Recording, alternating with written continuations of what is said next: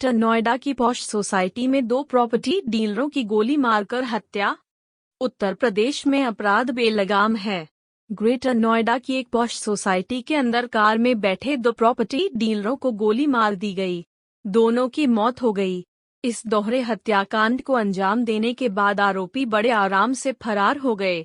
अब पुलिस कातिलों को खोज रही है। ग्रेटर नोएडा की अजनाराली गार्डन सोसाइटी के अंदर खड़ी कार में सोमवार को रात में ताबड़तोड़ फायरिंग हुई। बाइक पर सवार 2 लोग आए और कार की अगली सीट पर बैठे डालचंद शर्मा और अरुण त्यागी को कई गोलियां मारीं। गोलियों के निशान कार में साफ दिख रहे हैं। यह वारदात रात 9 से 10 बजे के बीच हुई। वारदात करके हमलावर बड़े आराम से फरार हो गए। पुलिस घायलों को अस्पताल ले गई लेकिन दोनों की मौत हो गई। दोनों पेशे से प्रॉपर्टी डीलर थे और इसी सोसाइटी में रहते थे। कार में पीछे वाली सीट पर 2 लोग और बैठे थे लेकिन उन्हें गोली नहीं लगी। डालचंद को 5 से ज्यादा और अरुण को 3 गोलियां लगी थी।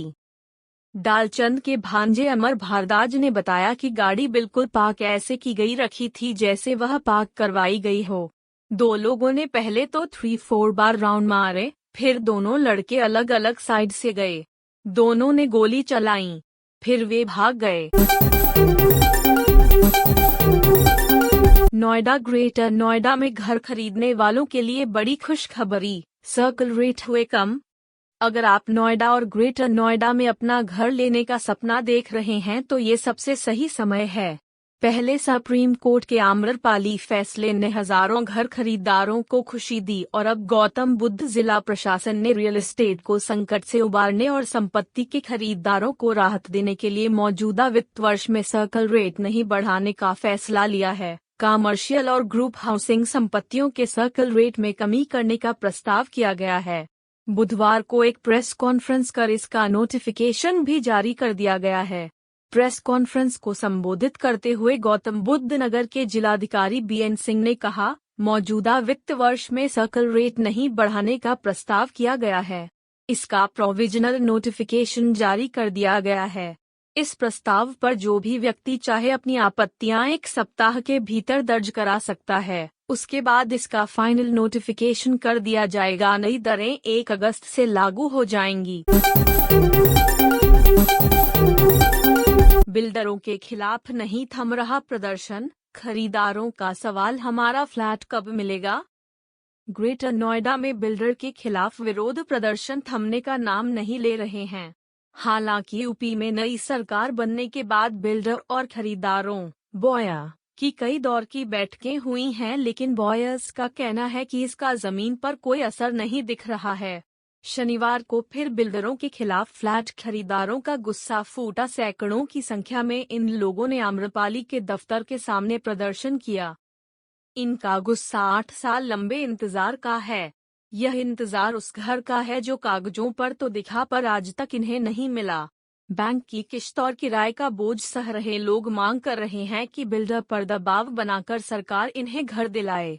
इसलिए सैकड़ों की संख्या में धूप में बिल्डर के दफ्तर के सामने घंटों नारेबाजी करते रहे। प्रदर्शन कर रहे पेशे से इंजीनियर अभिषेक का कहना है कि क्या करें, 7 साल से ईएमआई किराया देकर थक गए हैं। सारे बिल्डर भाग गए हैं। मीटिंग में 2 महीने पहले आम्रपाली के अनिल शर्मा कह चुके हैं, मुझे मारकर फ्लैट मिल जाए तो ले लो।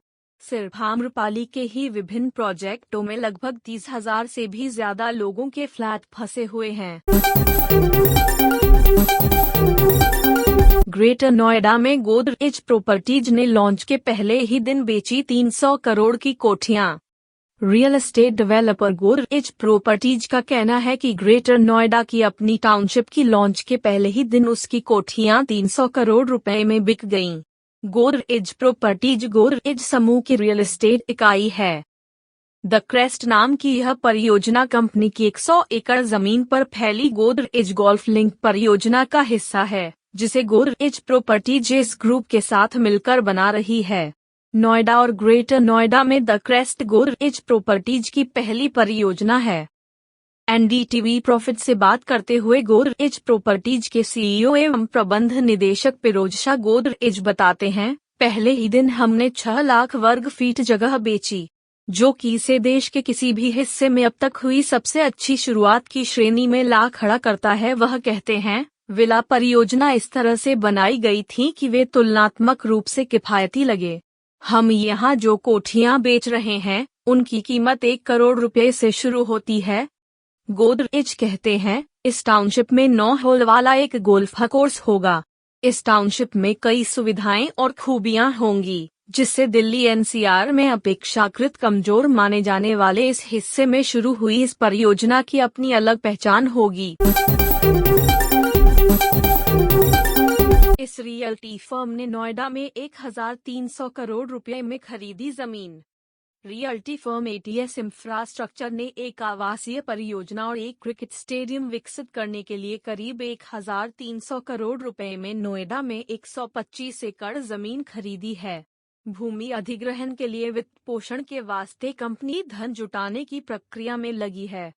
एटीएस ग्रुप के प्रबंध निदेशक गीतांबर आनंद ने कहा, हमने नोएडा के सेक्टर 152 में नोएडा प्राधिकरण से करीब 1300 करोड़ रुपए में 125 एकड़ जमीन खरीदी है।